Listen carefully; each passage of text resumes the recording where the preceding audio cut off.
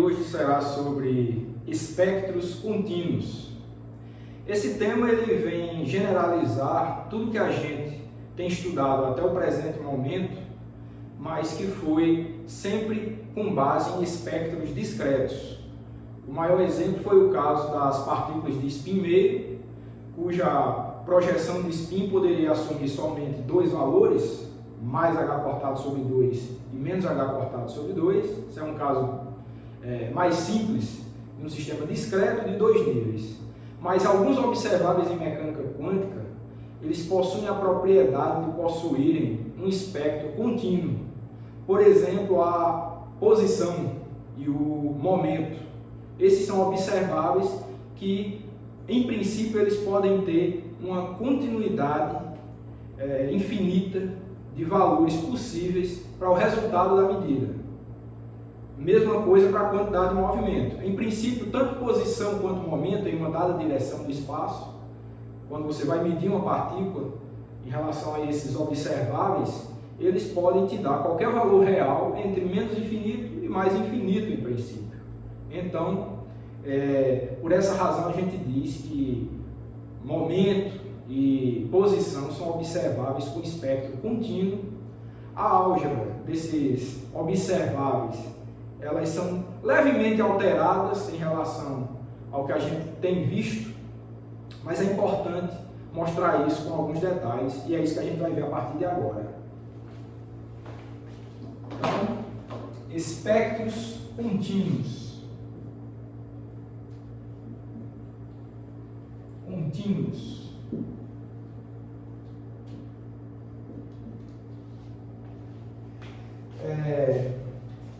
Então, em geral, para um observável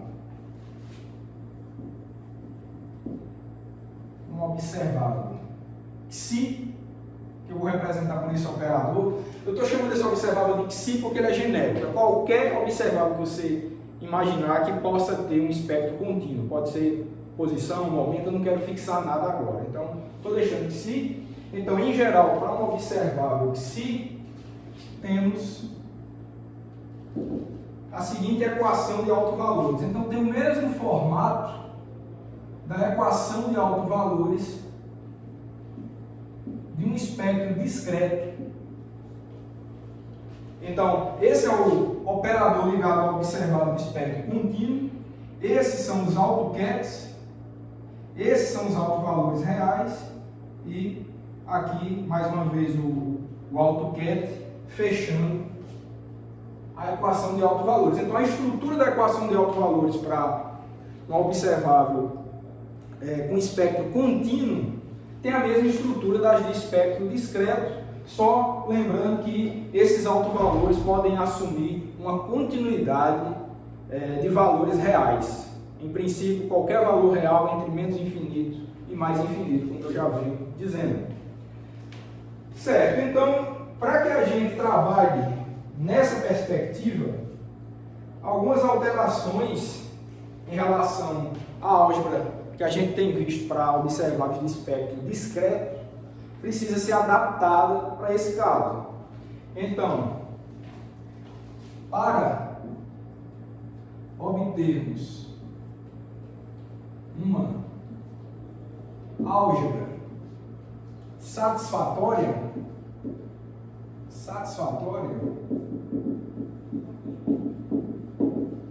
podemos fazer a seguinte extensão.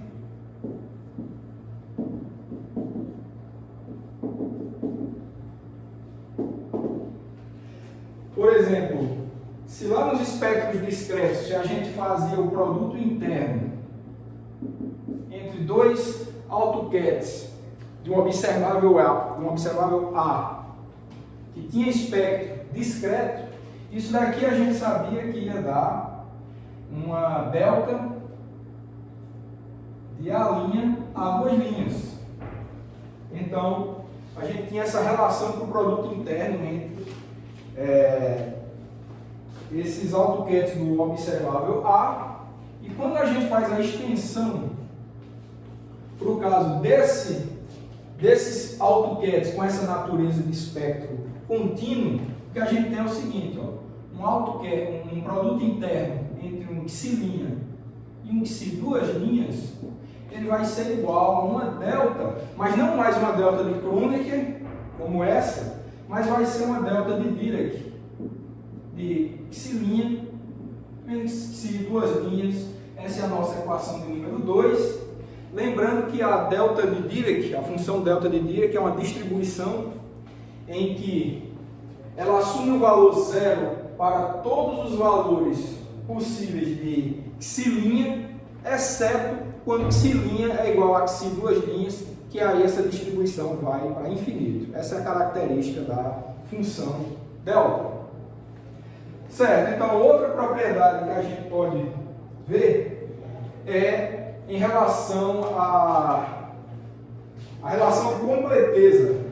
Certo? Então, para o caso do espectro discreto, a gente tinha um somatório de A', isso aqui era igual a um operador identidade, e quando a gente vai fazer a extensão para o caso de espectros contínuos, então essa soma ela vira uma integral em D x'linha, ket x'linha, bra xi duas linhas, e isso daqui também é identificado com o operador identidade. Então, a extensão é essa. Simplesmente se troca a somatória nos alinhas com uma integral de x'linha. Tudo bem, então, o que mais? A gente tem também, tinha uma relação que dizia que o somatório, essa aqui vai ficar sendo a nossa equação 3, e a gente tem também que o somatório em A' de A' alfa ao quadrado, isso daqui era 1. O que é que isso quer dizer? A soma do módulo quadrado dos coeficientes desse ket alfa expandido na base dos AutoCADs do operador A, que são esses A', sempre vai dar 1 pelo fato do alfa estar normalizado. Então, se a gente assume que alfa é normalizado, a gente viu isso daqui, mas se você quiser agora expandir esse mesmo ket arbitrário alfa na base desses AutoCADs de espectro contínuo x'linha, o que você obtém é o seguinte: a extensão se dá de novo como uma integral. Acho que é importante também colocar os limites de integração, tá? Em princípio, menos infinito a infinito, aqui também, menos infinito a infinito, de x'linha, aí aqui vai vir somatório de x'linha alfa módulo quadrado, isso daqui também é 1. Essa fica sendo a nossa equação número 4. E algumas outras relações a gente pode estudar. Tá? Vamos ver o que é que vem agora.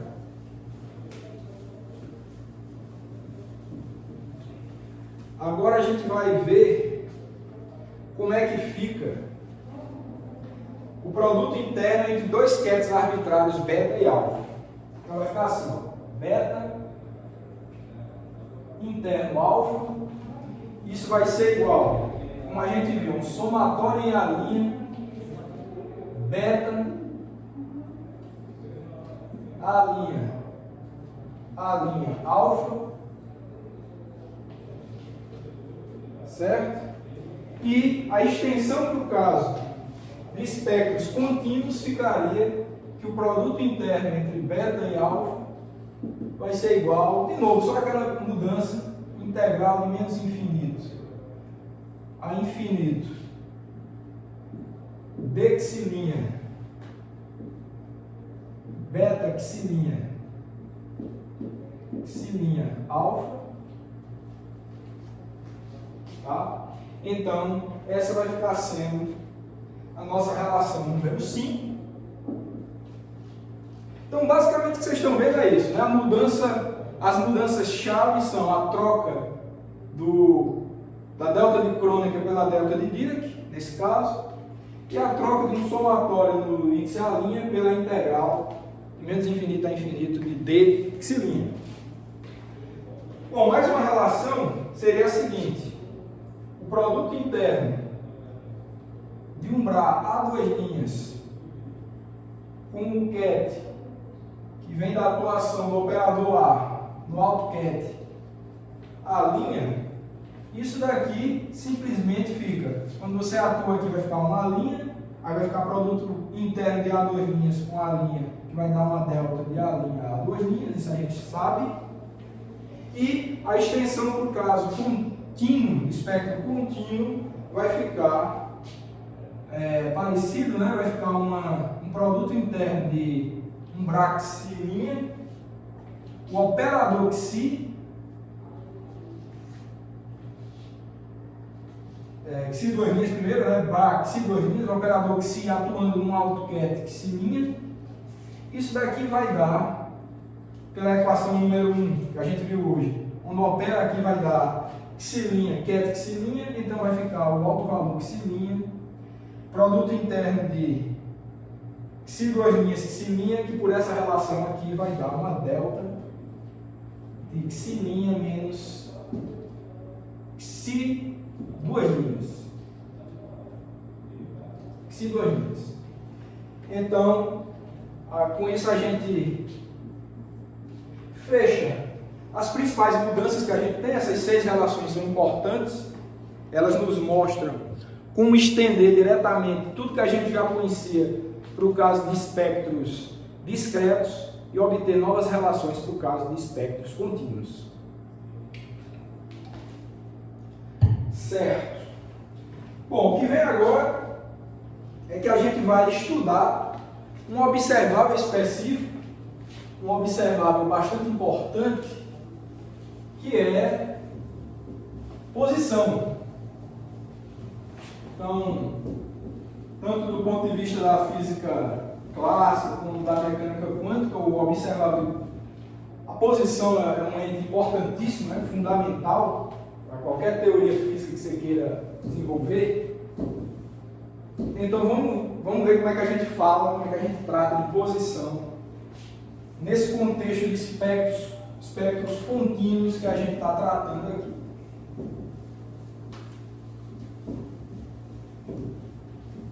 Então vamos lá. Então vamos falar de AutoCADs de posição, AutoCADs e medidas de posição.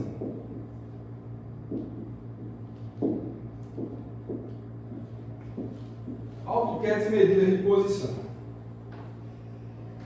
Certo, então, neste caso, temos um operador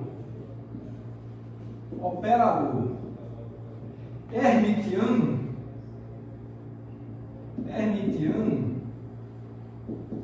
tal que o operador de posição é um operador hermitiano, que é esse operador que eu vou chamar de X chapéu aqui, e ele tem uma equação de autovalores que é o seguinte: ele é aplicado a um ket X, eu vou chamar de X', tá? Ele vai te dar um autovalor X' multiplicado pelo mesmo AutoCAD X', equação 7, certo? Isso aqui significa o quê? Esses X' são os autovalores desse operador X. Eles podem, como eu já comentei, assumir, em princípio, qualquer valor real entre menos infinito e mais infinito. Teria aí unidade de comprimento, obviamente, então pode ser 72 centímetros, 25 metros, etc. Então é uma posição de fato, do jeito que a gente conhece. E esses são os AutoCADs desse operador de posição. Então, falando um pouco da medida disso, então se você tiver o seu sistema no estado inicial alfa e você executa uma medida de posição, suponha que você mediu a posição 25 centímetros, essa é a posição que você mediu a sua partícula no seu sistema de referência. Então, de acordo com as regras de medida que a gente tem visto ao longo desse curso, quando você faz essa medida e descobre que a partícula está na posição 25 centímetros, significa que o estado do sistema vai colapsar num ponto, num estado X', no AutoCAD X' correspondente à posição 25 centímetros. Tá? Ou seja, estaria diretamente vinculado ao alto valor 25 centímetros. É aquele CAT específico com esse alto valor vinculado.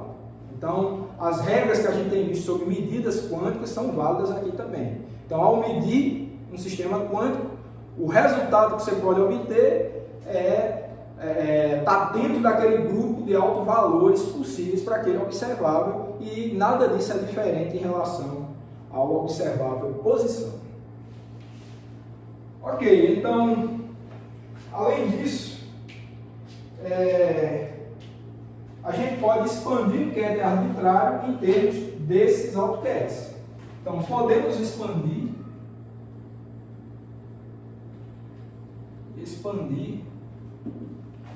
um CAD arbitrário, tá? Alfa na base X'. Isso aqui é uma base, tá? É uma base porque qualquer CAD arbitrário pode ser expandido com combinação linear deles. Então, como a gente já tem visto, né? O grupo de AutoCADs de um dado observável, ele forma uma base daquele espaço de Hilbert que você está estudando, que você está trabalhando. Então, alfa, similarmente, um CAD arbitrário alfa, ele pode ser expresso em função desses AutoCADs de posição X'. E para fazer isso, a gente escreve da forma que a gente já vem trabalhando aqui, né? Alfa vai ser igual, aí você coloca a relação de completez aqui na frente, ó. Uma identidade aqui, mas lembrando que é uma identidade expressa em termos de AutoCADs de espectro contínuo. Então vai ficar uma integral de menos infinito a infinito dx', porque agora a gente está especificando que são os AutoCADs de um operador de posição, e agora vai ficar com x', alfa.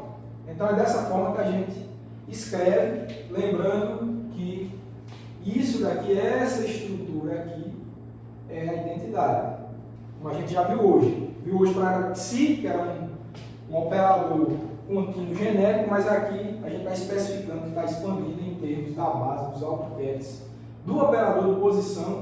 Essa daqui fica sendo a nossa equação número 8. Certo? Então,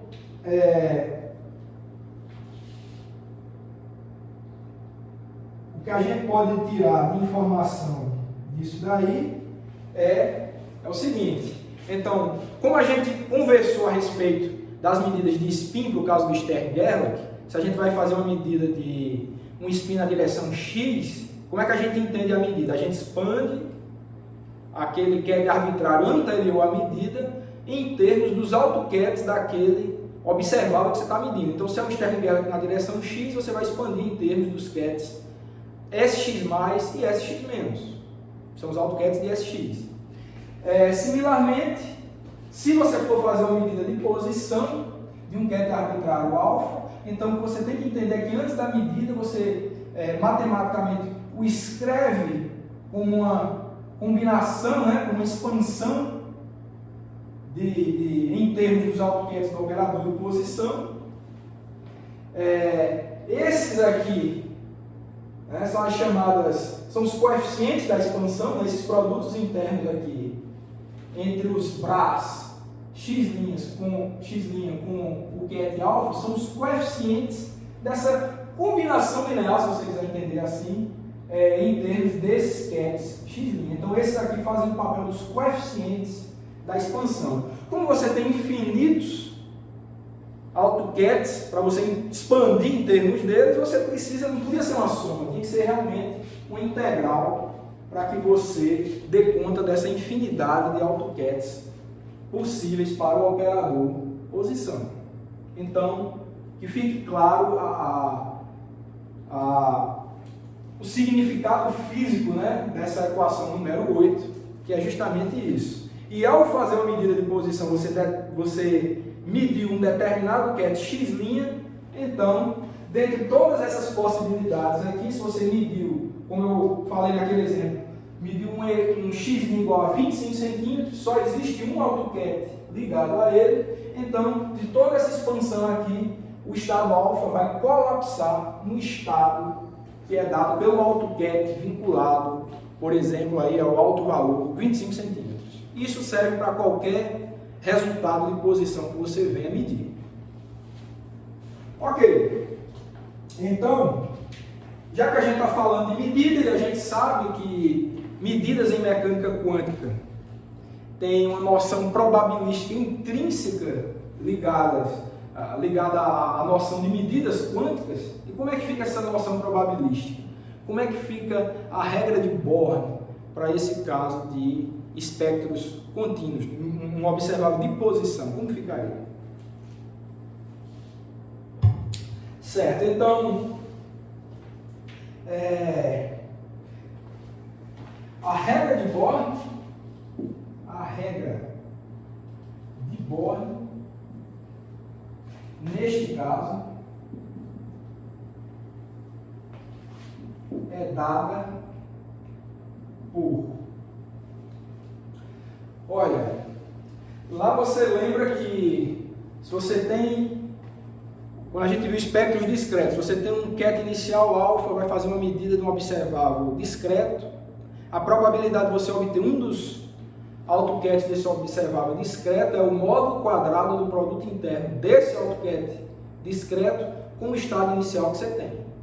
Então, ali você tem a probabilidade de você obter como resultado esse determinado AutoCAD desse observável. Isso que a gente viu, isso é a regra de Born.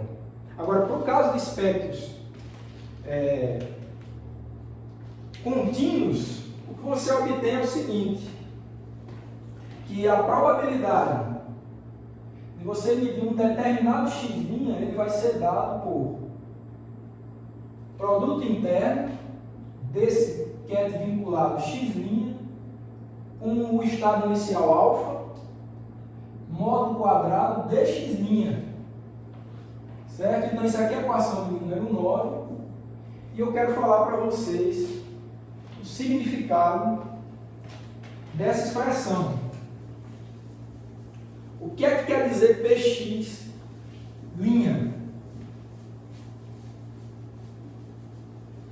O que quer dizer px'?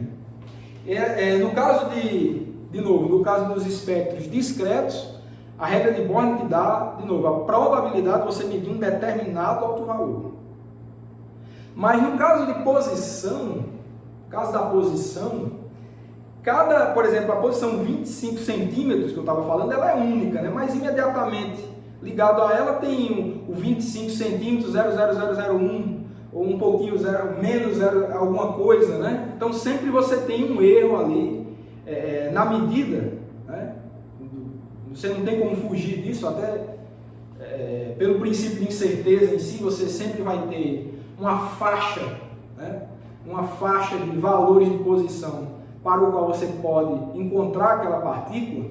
Então, ele carrega essa diferencial de dx' no sentido que você deve interpretar a regra de Born para o caso de uma medida de posição como sendo essa daqui a probabilidade de você medir a partícula que antes da medida encontrava-se no estado arbitrário alfa, de você medir essa partícula na posição x' entre x' e x' mais dx', ou seja, num intervalozinho pequeno de tamanho diferencial dx'.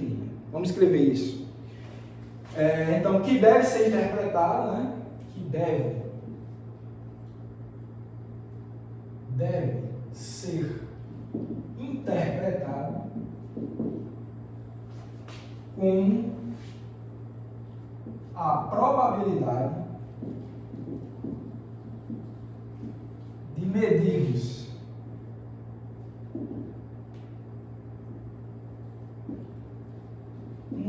corrente inicial alfa na posição, em uma posição, melhor dizendo, em uma posição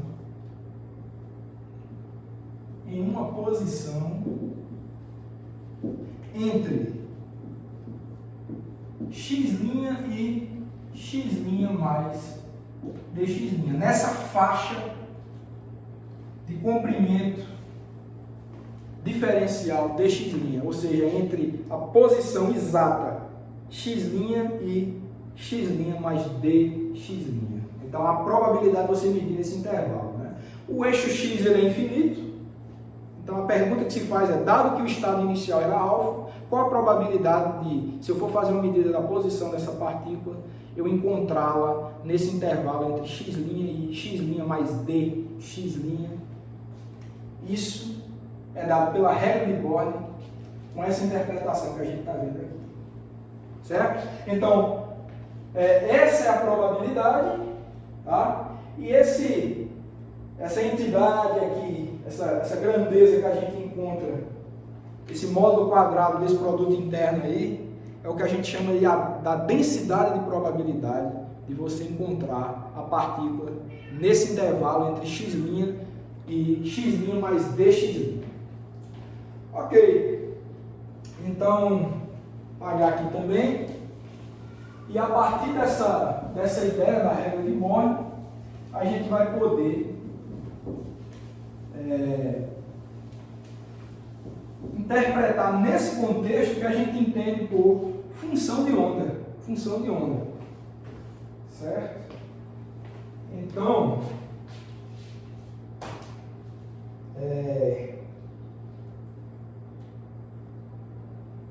mas eu acho que antes disso, antes de interpretar a função de onda em si, vou já falar disso, acho que já está quase claro onde é que está a função de onda em toda essa história, mas a gente tem o seguinte, ó.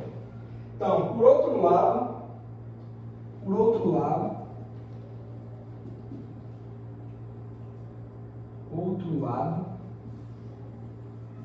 a probabilidade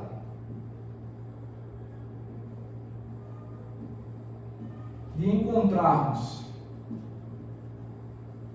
a partícula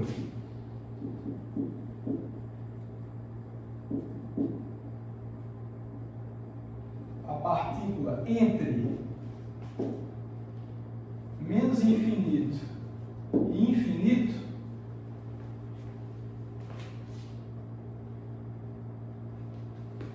é dada por essa probabilidade aí vai ser dada pela integral de menos infinito a infinito, certo? Desse fator aí, né? Que vai ser dado como x' alfa módulo quadrado disso daí, certo? E claro que você pode dx', né? dx', e você pode escrever isso daí como o seguinte, ó, menos infinito, dx' alfa, eu vou, módulo quadrado do número complexo é o número complexo vezes o complexo conjugado dele, então vai ficar alfa x' alfa, e isso daqui, ó, integral de menos infinito a infinito dx' quebrar x', isso aqui é identidade, ó, essa estrutura aqui é identidade, então isso daqui vai ser igual ao alfa, simplesmente igual a alfa, que é igual a 1, né? Se o ket alfa estiver normalizado, o produto interno dele, por ele mesmo, é 1. Essa fica sendo nossa equação do número 10, e é o que a gente esperava, né? É o que a gente esperava. A probabilidade de você encontrar a partícula, se ela existir, qual a probabilidade de você encontrá-la ao longo do eixo x entre menos infinito e mais infinito? É 100%. É o valor 1. Em algum lugar ela vai estar. Se ela existe, ela vai estar em algum lugar.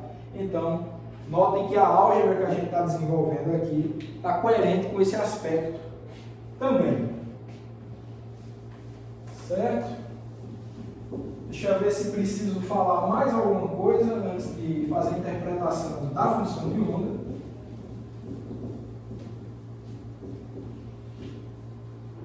Vamos lá.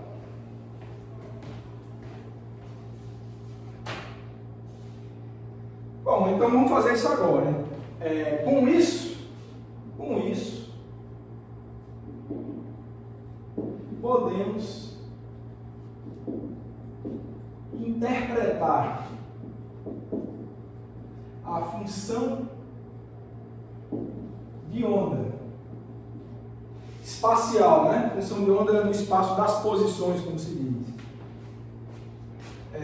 Psi alfa de x' para o ket alfa com psi alfa de x', ele é dado justamente por essa entidade aqui, ó, por essa entidade aqui.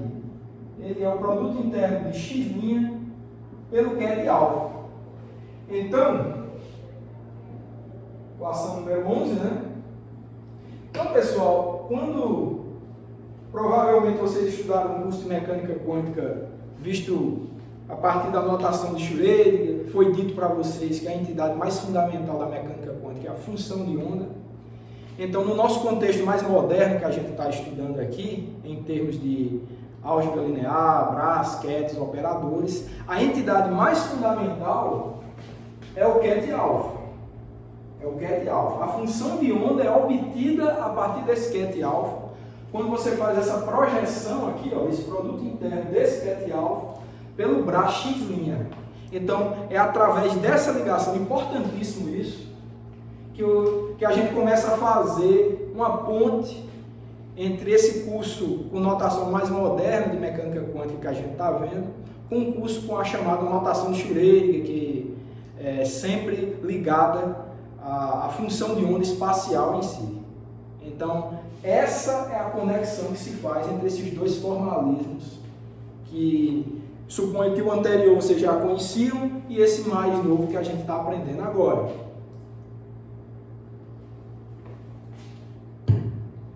Ok? Então, fica sendo essa a interpretação da função de onda no nosso formalismo. Lembrando que função de onda espacial.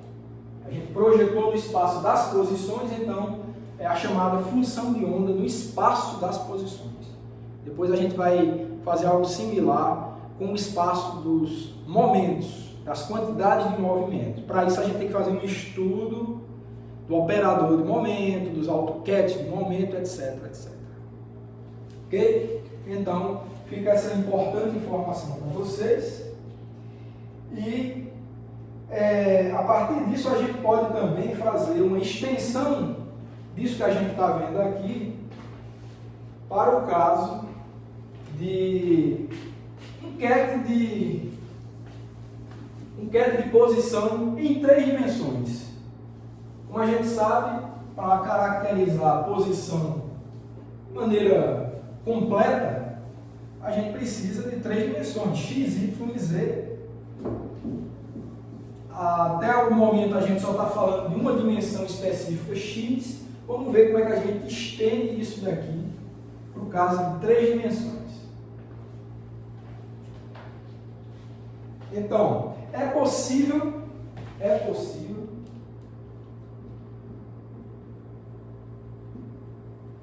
representar um ket alfa, um ket arbitrário alfa, em termos de AutoCADs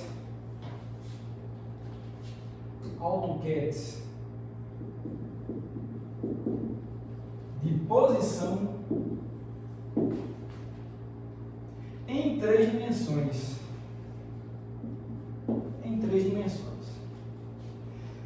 Bom, então, para a gente fazer isso, né, a gente escreve o seguinte: um ket arbitrário alfa, ele vai ser dado por um integral de menos infinito a infinito de d3x. Esse x eu estou botando um vetor, mas eu quero deixar bem claro para vocês que essa notação compacta aqui, ela está representando um dx' produto com dy', dz'. Tá? Então é uma integral tripla aí nas posições. Tá? E você vai ter quetibrar desses AutoCADs de posição, AutoCADs tridimensionais de posição. Então esses AutoCADs vão ter informação sobre posição na direção X, na direção Y e na direção Z. Então esses AutoCADs aqui, eles carregam essas informações. Então essa ficaria sendo a identidade aplicada no CAD alfa. E equação 12. Então, escrito dessa forma, o que precisa ser feito agora é estudar um pouco mais quem são esses AutoCADs de posição em 3 dimensões. Esses que a gente tem visto aqui, ó, por exemplo, esse aqui, esse CADzinho aqui, ele é um AutoCAD do operador de posição na direção X. Você pode até entender como projeção da posição na direção X. Tá? Esses ali, que eu estou botando uma setinha, são AutoCADs de posição em 3 dimensões. O que de diferente que esse CAD tem em relação àquele? É isso que a gente vai ver agora. Então, o AutoCAD, o CAD X, esse CAD X com seta, né? É AutoCAD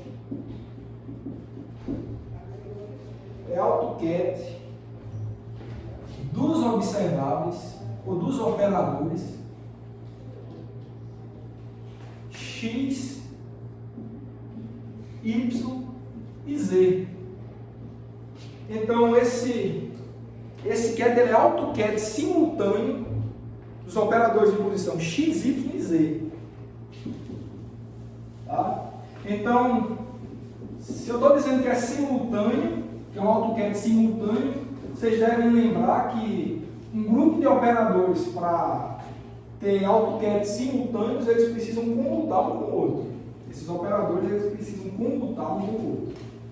Então, já dá para vocês entenderem aí que esses operadores de posição X, Y e Z, eles comutam entre si. E isso tem uma informação física importante. Vocês devem lembrar que nesse caso que eles comutam, eles são compatíveis, ou seja, eu consigo saber os resultados de medida para as posições X, Y e Z simultaneamente, pelo fato de eles serem compatíveis. Então, ao contrário das projeções de spin nas direções X, Y e Z, que a gente já viu que esses operadores não comutam, eles são incompatíveis, logo não consigo ter informação simultânea sobre resultados de medida de projeção de spin em direções ortogonais. O mesmo não é válido para posições ortogonais, não mais projeções de spin, mas projeções de posição. Ou seja, eu consigo saber as coordenadas X, Y e Z da partícula simultaneamente. Para isso, esses observáveis comutam, e se eles comutam, eles têm um grupo de AutoCAD simultâneos, e esses AutoCAD simultâneos são justamente esses CADs que eu estou representando ali com uma seta. Ok, então vamos ver como é que eles se comportam frente a esses operadores aí que eu estou falando para vocês, X, Y e Z.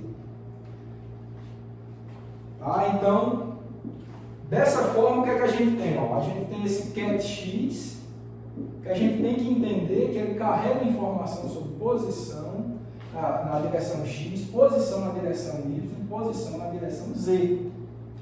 Tá? Equação 13. Equação 13.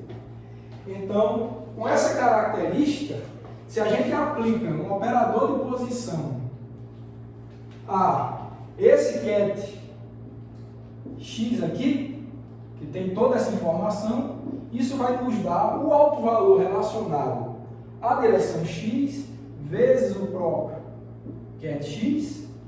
Se a gente aplica um operador de posição na direção y, nesse mesmo ket, vai te dar um alto valor de posição na direção y. E mesma coisa é válida para a direção z. É válido para a direção z.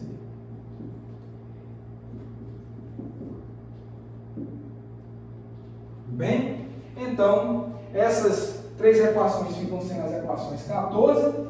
Então, como vocês podem ver, esses kets aqui, x, certo? Eles são autokets simultâneos de x, y e z.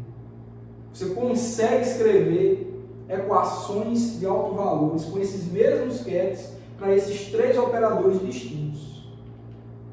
E com isso vocês conseguem autovalores vinculados que tem a ver com as informações de posição na direção x, na direção y e na direção z. Então essa é a importância de se fazer essa análise, para que vocês entendam de fato que propriedades tem esse AutoCAD x em 3 dimensões. AutoCAD de posição em 3 dimensões. Então, para tal, foi o que eu já falei para vocês, temos, se isso daqui é verdade, é porque esses operadores comutam entre si. Tanto x comuta com y comuta com z e x também comutam com z. Eles são compatíveis. Então, a gente pode escrever de forma compacta que x índice i, x índice j é igual a zero, onde xi pode representar x, y, z e xj também pode representar x, y, z. Tá? Então, eles comutam entre si. Tá? Independente de... x também comuta com x, obviamente. O observado comuta com ele mesmo, mas o x também comuta com y, comuta com z, todos os três entre si comutam, são compatíveis. Você pode conhecer a informação sobre esses observáveis simultaneamente. Tá? Então, a equação 15. Então, isso é um resultado interessante também, que difere, como eu já falei, do caso das projeções de spin em eixos ortogonais. No caso da posição é diferente.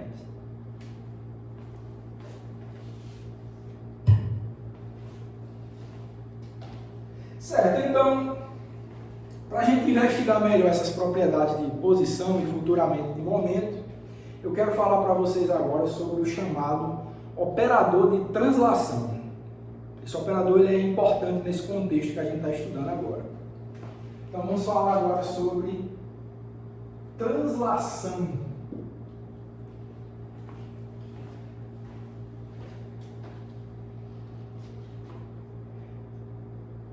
Bom, então, definimos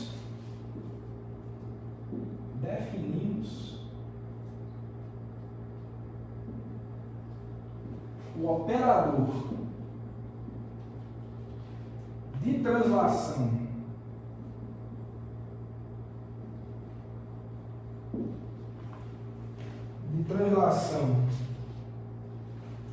tal, vou chamar de tal, dx, certo? A partir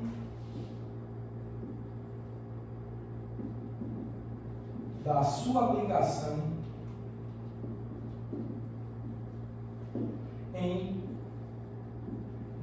nesse ket x ali.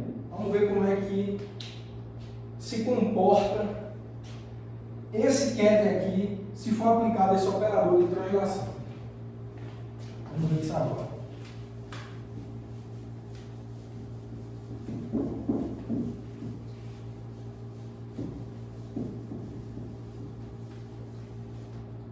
Bom, como resultado a gente obtém o seguinte: ao aplicarmos tal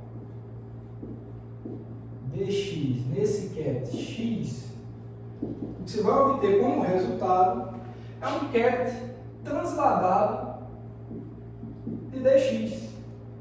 Só isso. Lembrando que esse dx certo também é um deslocamento diferencial no espaço tridimensional. Pode ter uma projeção em x, em y, em z. Então, a atuação desse operador de translação num dado ket de posição é movê-lo de uma certa distância dx' em uma dada direção. Não precisa ser x, lembrando que esse x certo é uma direção qualquer do espaço tridimensional. Então, a propriedade base é essa. Qualquer que seja o autoquete de posição, ao aplicar a translação, você de fato vai obter um outro autoquete de posição, mas vinculado a um alto valor distinto, um pouco deslocado, de uma diferencialzinha de comprimento, dx'. Certo? Então eu só quero chamar a atenção para esse ponto e dizer também o seguinte: esse AutoCAD de posição, ele não é AutoCAD de translação.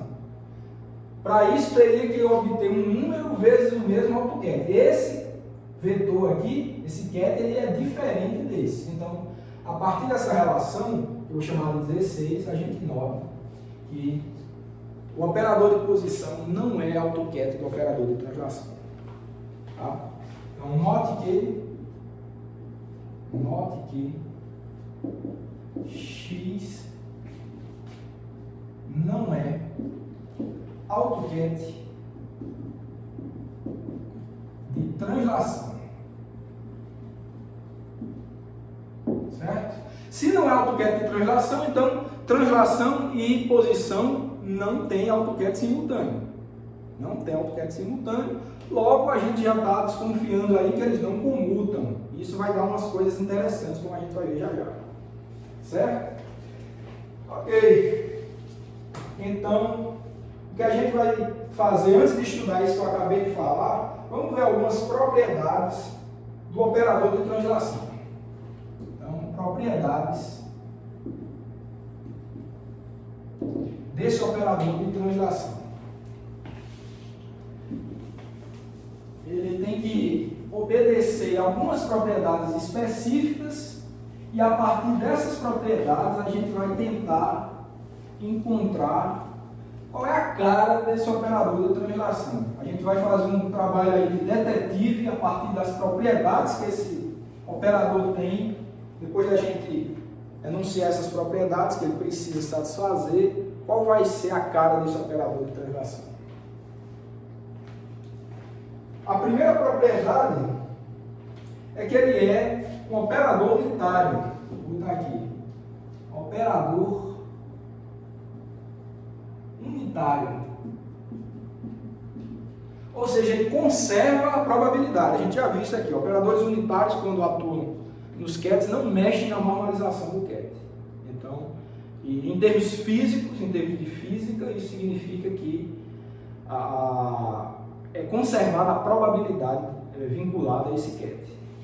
Então, o que a gente tem que ver nesse caso é o seguinte, que o produto interno de alfa com alfa, certo? Ele, se a gente translada esse CAD alfa e faz o produto interno de novo entre esses CADs transladados, as regras probabilísticas não devem mudar. O operador de translação, a única coisa que ele faz, ele move esse CAD de um determinado comprimento dx, mas não mexe em nenhuma outra propriedade desse CAD, inclusive as de probabilidade, devem ser conservadas. Então, se você tem um CAD normalizado alfa, você sabe que esse produto interno vai ser igual a 1. Se você aplica uma translação nesse CAD alfa e faz de novo o produto interno com ele mesmo, ou seja, desse CAD transladado, isso vai te dar o quê? Isso vai te dar o quê? Vai te dar um alfa Bra, né? Um tal adaga dx', dx ou dx', se você quiser. Esse seria o ket transladado. Aí você vai ter o Bra transladado é esse, e o ket transladado vai ser dx alfa. Certo? Dx alfa. Isso tem que ser igual a 1. A translação é mover a partícula, como se você quiser entender assim. Você está movendo, você não vai mexer mais nada nela, só deslocou. Então isso tem que permanecer como sendo 1. E para que isso permaneça sendo 1, isso daqui tem que ser a identidade, né? Isso tem que ser a identidade. E um operador conjugado vezes o próprio operador dando identidade significa que esse operador ele é unitário. Então, dessa forma que a gente enxerga que o operador de translação ele deve ser unitário para conservar a probabilidade. Ok, segunda propriedade é a composição de translações. Composição de translações.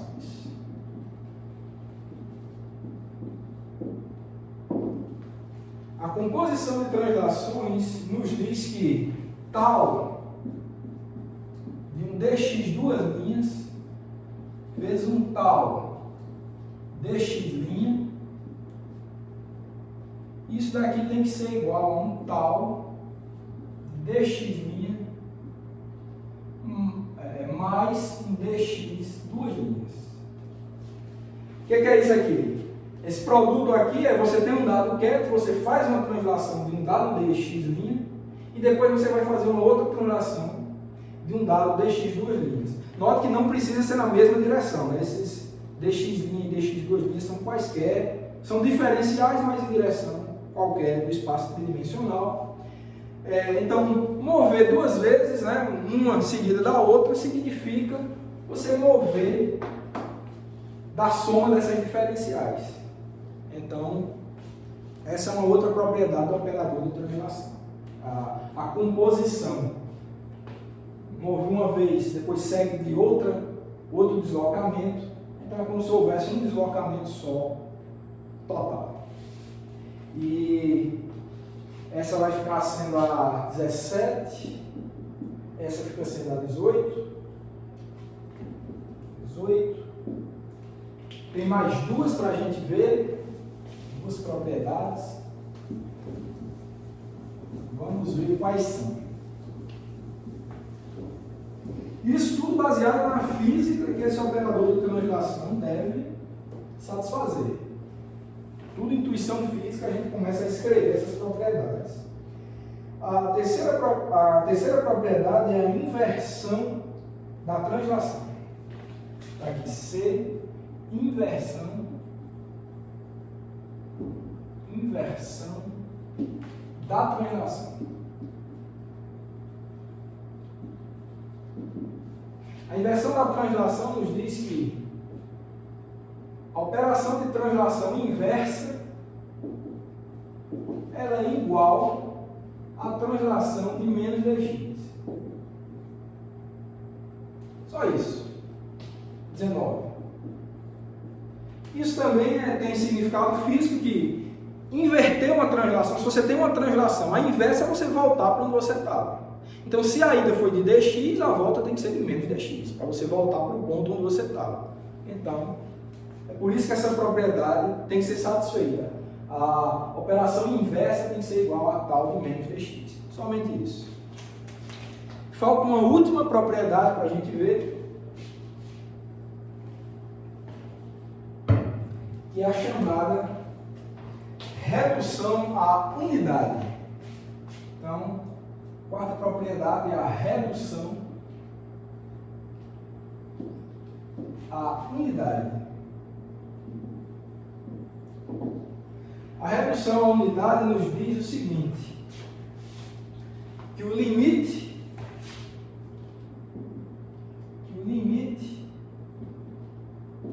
quando dx vai para zero, de tal dx é igual a identidade. Equação 20. Então, uma translação no limite em que ela não acontece é você não fazer nada. Ou seja, o ket vai permanecer onde ele está, não translador. Então, nesse limite, o operador de translação tem que ser igual ao operador identidade. Certo? Ok. Então, é fácil verificar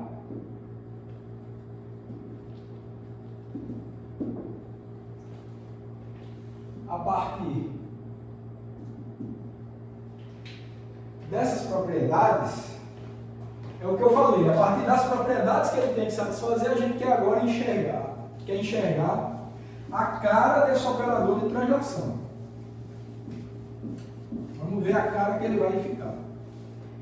Então é fácil verificar a partir dessas propriedades que tal dx vai ser igual a identidade menos i vezes um operador k vezes produto interno com dx. Eu vou botar esse k assim. Produto interno de k com dx. Eu vou escrever de uma forma mais específica, tá? Está aqui igual ao seguinte, a uma identidade menos... O que é que significa esse produto interno de k com dx? Você pode abrir em três termos aqui, como sendo um kx, como se fosse a projeção desse observável k. Tem o observável de posição numa direção qualquer, ele tem projeções x, y e z. Então o k, entenda que é um observável de mesma natureza. E ele tem projeção em x, aí vai ficar um dx' menos i ky dy' menos i kz dz'. Então essa é a estrutura do operador de translação, como ele tem que ficar. Equação 21.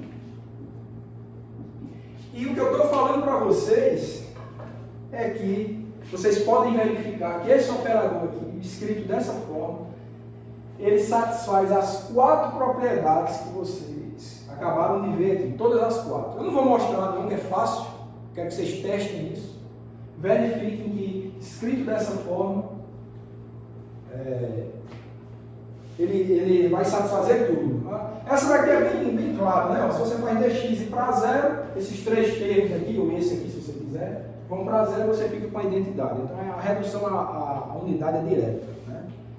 Aí você testa a questão da unitariedade, né?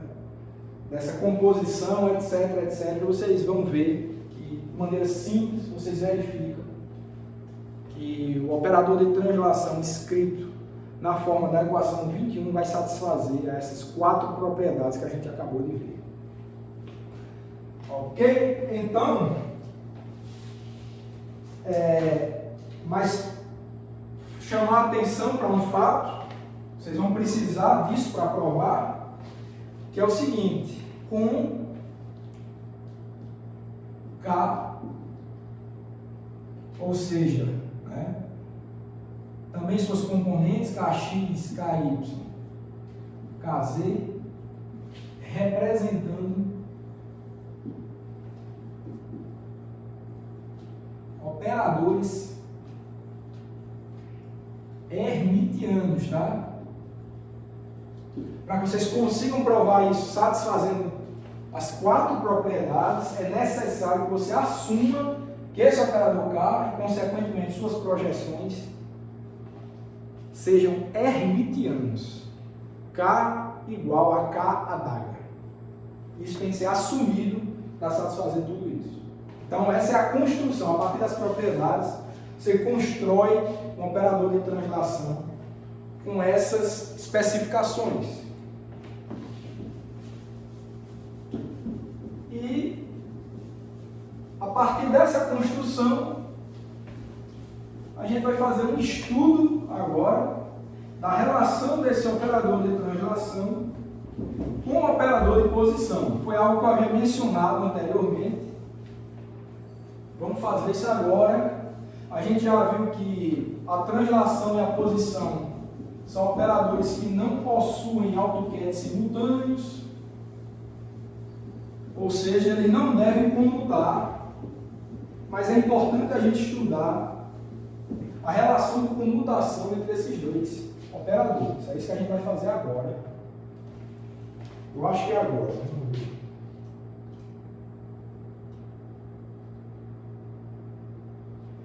Tá, então, a partir dessas definições,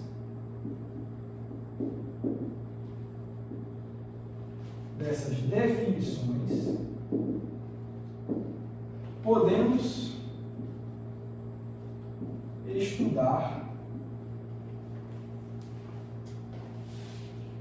algumas relações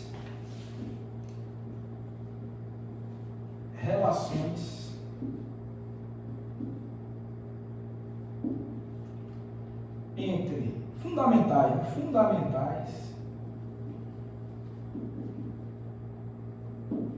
entre o operador de posição X, né, e o operador K. Lembrando que o operador K eu só disse que ele é hermitiano, não falei mais nada para vocês, só disse que é hermitiano. E o significado físico que ele tem, eu vou deixar o significado físico dele para a próxima aula. Mas, mesmo com essa álgebra, com essa matemática que a gente está desenvolvendo aqui, para terminar essa aula, eu quero encontrar uma relação importante que esse K tem que ter com o operador de posição. Então, de novo, por enquanto a gente só sabe que K é um operador hermitiano.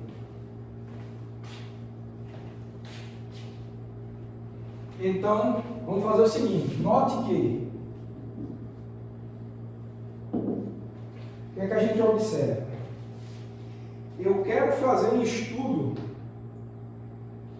da seguinte coisa, eu vou aplicar o operador X, esse aqui é o operador X, não é esse aqui que é em qualquer direção não, esse é o operador X que vai te dar a posição da partícula no eixo X. Ele multiplicado aqui pelo operador de translação em uma direção qualquer,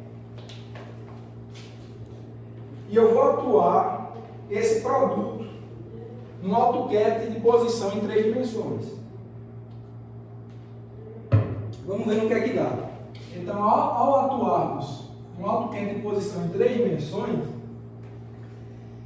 que é que a gente obtém? Olha, isso daqui vai ser igual, eu vou repetir esse X aqui, da atuação da translação nesse CAD, eu vou obter X mais dx. Eu vou botar uma linha nele aqui, linha, tá? Linha, certo? E agora eu vou medir. Quando eu vou atuar, eu atuei primeiro a translação, ficou esse CAD transladado e agora vem a atuação do operador de posição em X. Isso aqui vai nos dar, lembrando que esse CAD, ele é AutoCAD simultâneo, de X, é de Y e é de Z também. Então isso vai nos dar o alto valor X' mais DX' em relação ao eixo X, vezes o próprio CAD tridimensional aqui, dx. Tá? Então, essa vai ficar sendo a nossa equação 22.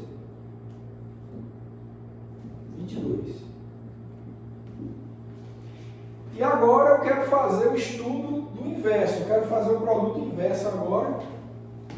Então, nota isso e note isso também, ó. Eu quero agora estudar tal dx', x atua primeiro nesse ket 3 dimensões x. Isso vai ser igual a, vou repetir aqui a translação. Ao atuar, você vai ter o alto valor x' vezes o próprio AutoCAD. Isso daqui vai ser igual a x', vou botar ele aqui na frente. Quando você atuar aqui, você vai transladá-lo de... Estou esquecendo as linhas, né? Aqui. Só vou botar a linha nele. Aqui também, aqui também. Aí vai ficar x mais x' mais dx'. É isso que dá essa equação 23. Ok, então, consequentemente, né, das equações 22 e 23, temos, então assim, temos, eu vou agora estudar o comutador entre esses dois operadores. Então, o comutador de x e tal dx', x' e tal dx', nesse ket x, lembrando que o comutador é um operador, é um produto de operadores menos outro produto de operadores, então é um operador. Então, ao atuar isso daqui, então você vai ter esse resultado, que é a primeira parte do comutador, menos esse outro resultado. Então, isso vai ficar simplesmente igual a x' vezes x' mais dx',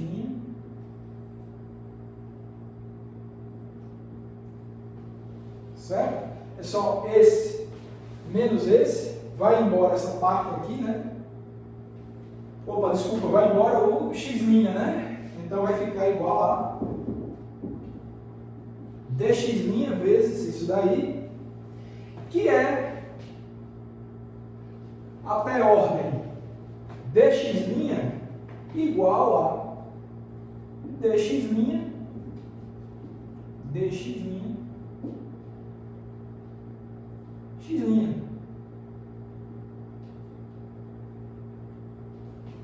24.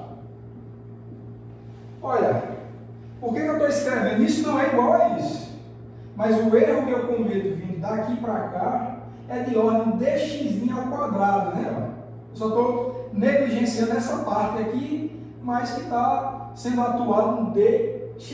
Então é algo que eu estou desprezando aqui, é uma coisa de ordem quadrada em dx'. Se dx' é pequeno, então o quadrado é menor ainda. Então eu estou negligenciando essa parte. Então vai dar aproximadamente isso daqui, com precisão até primeira ordem dx'. Tudo bem, então vamos ver onde que isso vai dar, né? Vamos ver o que é que eu estou querendo com essa análise. Estou querendo achar, lembrando, uma relação importante, fundamental entre x e k. Esse é meu intuito com essa minha análise matemática que eu estou fazendo aí.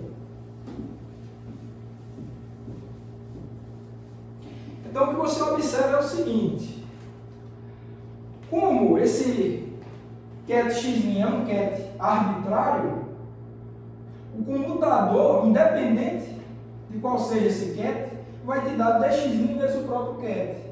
Então, daqui a gente pode concluir o seguinte, que comutador de x' com a translação de x' vai ser igual a dx'. 25. Esse é um fato relevante e já nos mostra o que a gente já sabia, que posição não comuta com translação, como a gente já vem conversando. Eles não têm AutoCAD simultâneos. Tinha que dar algo diferente de zero. E deu. Deu essa diferencial dx' aí. que mais que a gente pode obter de informação sobre isso? Vamos lá. Então, temos também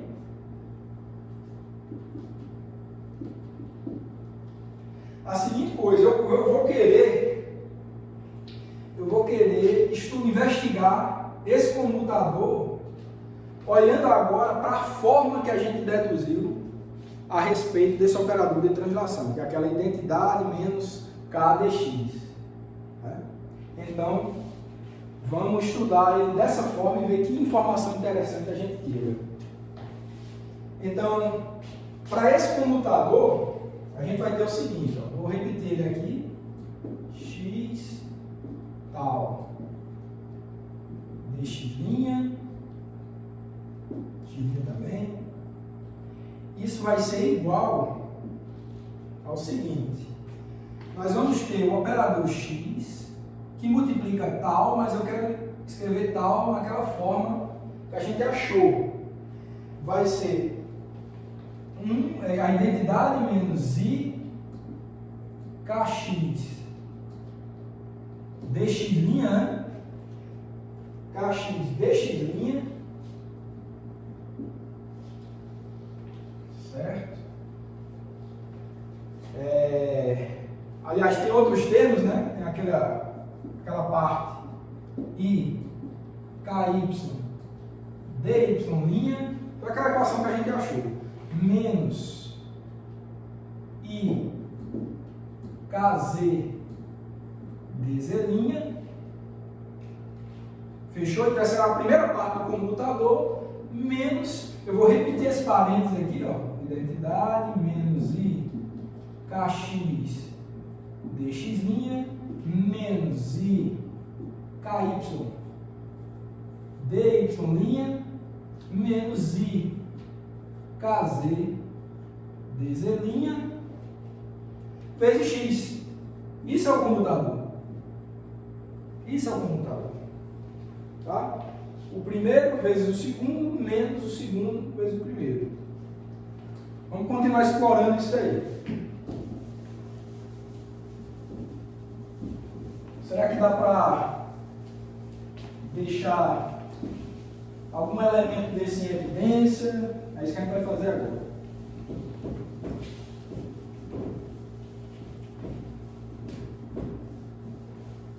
Vamos lá. Então isso vai ser igual. Olha, primeiro a gente vê que esse termo cancela com esse, né? Ó, vai ter x vezes identidade é x, então esse termo vai embora. Com esse aqui, que é menos identidade vezes x, então é x menos x, então vai embora. Vai ficar só o restante, que vai dar o seguinte, igual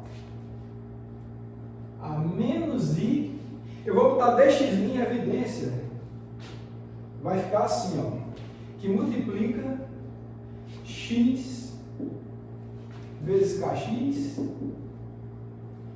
menos kx vezes x.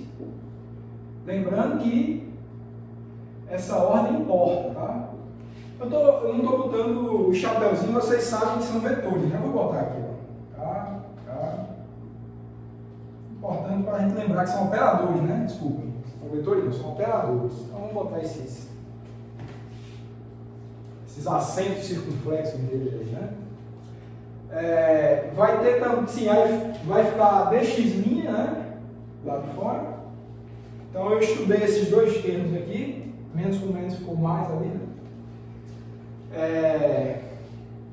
Vai ficar também menos um termo parecido em y.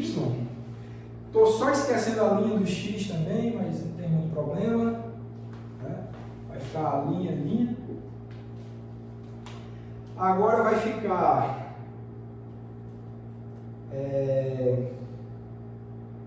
desculpa, não, y não, x, né? Tem y não, é x'. Agora eu vou estudar esse termo, ó. Vai ficar x' ky menos ky x'. Isso agora vezes dy'. Temos agora também menos i, x', kz, menos kz, x', isso vezes dz', são esses dois termos aqui que a gente está estudando. Ficou com essa forma bem organizada, né? Bastante organizada. E isso tudo a gente já sabe a partir da equação 25, que isso aqui tem que ser igual a dx'. Vou chamar até da equação 26 agora. O resultado desse comutador, pela equação 25, tem que ser dx'. Dessa forma, temos... O que é que a gente tem? Olha, da igualdade de termos aqui, das diferenciais, o que é que a gente tem?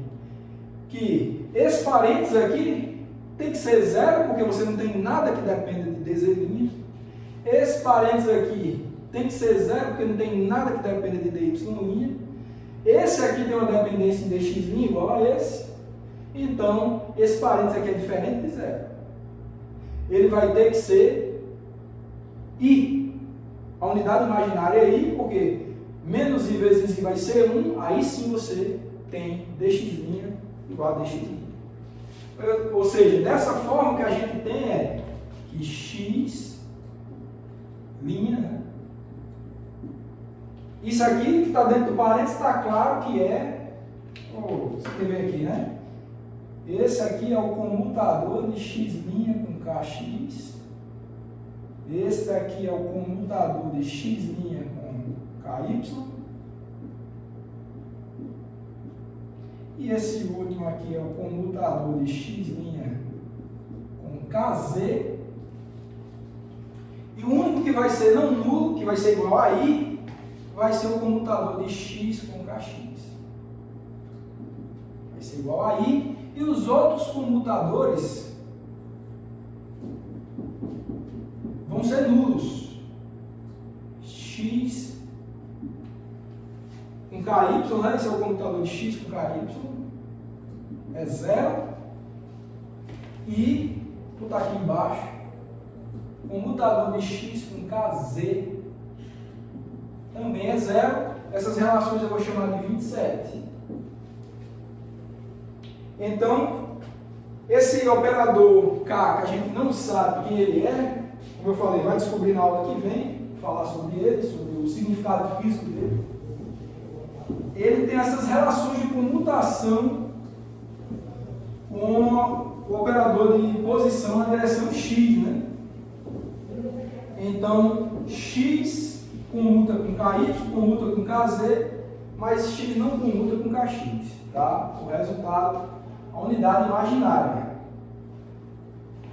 Agora, note que essa análise a gente obteve fazendo, primeiramente, um estudo da relação de comutação com o operador de posição x, com o operador de translação em qualquer direção, tal dx seta. Que é esse aqui.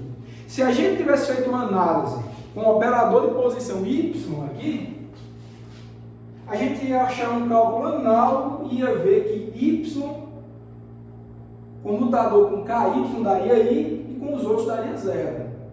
Se a gente tivesse feito uma análise do operador de posição z com esse operador de translação qualquer, diferencial qualquer, tal dx, você encontraria comutador de z com kx zero, comutador de z com ky zero, comutador de z com kz e também unidade imaginária. Então, você tem essa simetria em relação a qual operador de posição que você está estudando, se é x, se é y, se é z.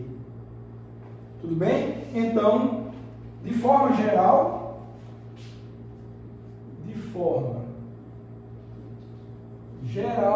temos, o que é que a gente pode escrever?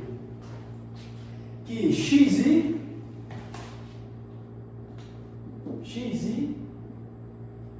comutador com kj vai ser igual a unidade imaginária I vezes uma delta de Kronecker de J. Então essa relação aqui, ela sozinha, ela já te dá informação de tudo isso que eu falei. Onde xi pode ser x, y e z, são os três operadores de posição, as três direções ortogonais. Kj pode ser kx, ky e kz. Então, só vai dar zero comutador se I for diferente de J. Se I for igual a J, o resultado desse comutador vai ser a unidade imaginária I. Vou chamar essa equação de 28, que essa era a relação fundamental que eu queria encontrar. Por enquanto está só uma relação matemática, porque a gente não sabe ainda o significado físico de K, mas na próxima aula a gente vai usar esse resultado aí para estudar uma relação fundamental entre os operadores de posição e de momento, a partir dessa equação 28 que a gente acabou de ver. Então, como conteúdo para a aula de hoje era isso que eu queria explorar, e eu vou aguardar vocês na próxima aula.